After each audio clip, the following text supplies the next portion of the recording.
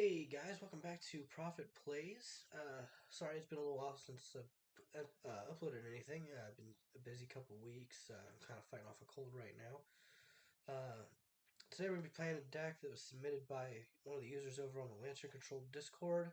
I doctored it up a little bit. Um, it was more of a budget list, but this is going to be Jund Lantern. So we're kind of combining some of the best features of the new Jund lists as well as playing Lantern. So let's get into this.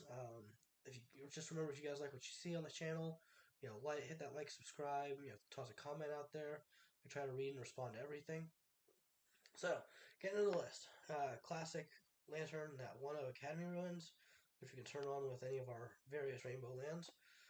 2 Blackcleave Cliffs, 3 Blooming Marsh, a Boseiju, to be able to recur with Run and 6. We get Forest, 4 Glimmer Voids, 3 Spires of Industry, a basic Swamp, 2 Mycosynth Gardens, and 3 Urza Saga. Um, you could play 4 Urza Sagas. This is 3 and more of a budget restriction for me, as well as making sure we have plenty of room in here for our colored mana sources because we are running a lot of colored spells in this list. Over here we got your classic both Jund and Lantern, Hand Disruption, 4 Inquisition, 3 Thoughtseize. I like to just run 3 Thoughtseize over 4. It does lessen our chances of having hand disruption early game, but it also does lower the amount of dead draws we have late game. And if we had to cut one hand disruption, we had to cut the Thoughtseize. Saves us a couple life, and with the exception of Tron and Leyline Binding, everything in Modern right now is so close to the ground that Inquisition of Kozilek is fine.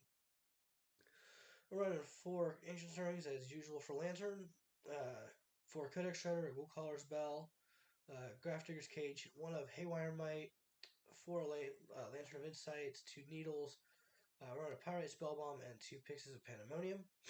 A pretty classic Lantern setup there.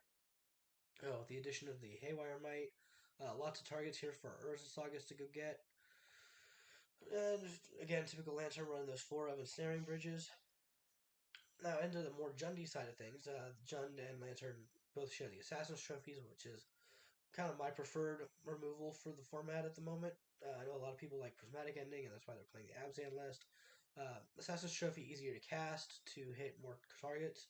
You only have to pay 5 mana for any kind of 5 CMC thing that we're trying to remove, and it's easier to destroy a Blood Moon with it, which kind of Blood Moon is horrible for our deck. So I want to make sure that as long as we have our basics, we have the ability to destroy a Blood Moon and open our decks back up.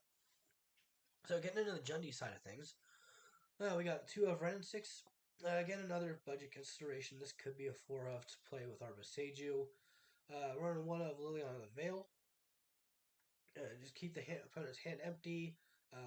Be able to target their board and take stuff down. Make them sacrifice a threatening creature. Whew. 1 of Choke in the main. Mostly consideration for the Murktide style decks and any kind of control. I have been seeing a lot of blue-white control online lately.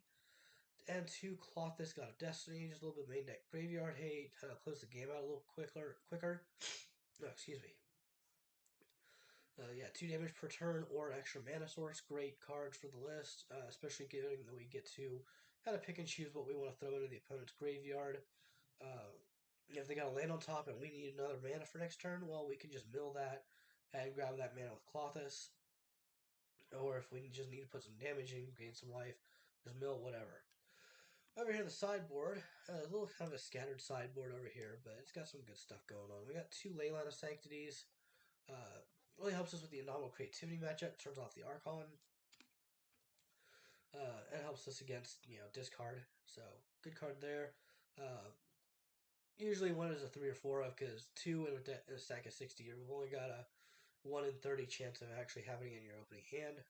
Or I guess a 7 in 30 chance, or I don't know how exactly the math works out, but you know what I mean. It's not a great chance of drawing 1 in your opener hand, and then it's a 4-drop with double white. So it's one of those things you kind of want to have the 4 of to keep it, make sure you have better odds of having it in your opener. 1 of Prismatic Ending, a Surgical, and an Extirpate. They get Biforce, mostly for those pesky Hammer Time decks. 2 more Chokes. I guess this user's very afraid of Murktide. 1 Abrupt Decay, 2 welding jars protect our artifacts, a Grafdigger's Cage, 2 Torpor Orbs, and a Witchbane Orb. I'd probably go in. I'd probably cut at least 1 choke for a Spellskite over there on the sideboard. The reason being that Prismatic Ending, Exiles, not Spellstar Sprite, that stupid fairy from Throne of Eldraine, the Borrow or whatever, bounces it. So, Welding Jar's not always going to protect our artifacts. We want something that can redirect the effect. So I would probably go for some number of spell skites in the sideboard. But other than that, it looks like a solid list, so we're going to take this through a few matches. I do have a lot to get done today, so this is probably going to be a pretty short set. Probably only do 3 matches today. So yeah, we'll just get to those, and we'll see you guys in just a moment.